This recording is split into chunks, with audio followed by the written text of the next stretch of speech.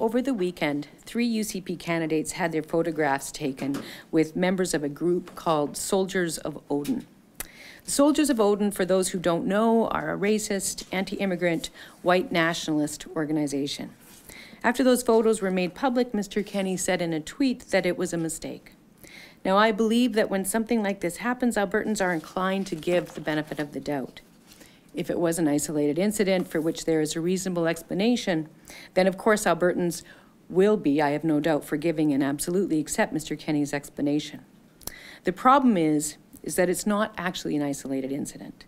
Over the last number of months, there have been at least 8 cases where UCP candidates seeking nominations have espoused racist and/or homophobic views. In 6 of those cases, the UCP allowed those candidates to stand for nomination. So as Premier, I want to say 2 things. First, this is very serious and should not be downplayed. Alberta's minority communities need to know that their government stands with them, that every elected official stands with them, whatever party they belong to. This is their province as much as anyone else's. There is no place for groups like the Soldiers of Odin in our public life. The fact is, we are living in an uncertain time. In the United States, in parts of Canada, and around the world, we are seeing a disturbing rise in hate. So let no one misunderstand. In Alberta, that is not who we are. That's not what this province is about. And as public officials, it is incumbent on us to do everything that we can to ensure it doesn't happen here. If you use dog whistle politics often enough, eventually, soon enough, people are going to respond to the whistle.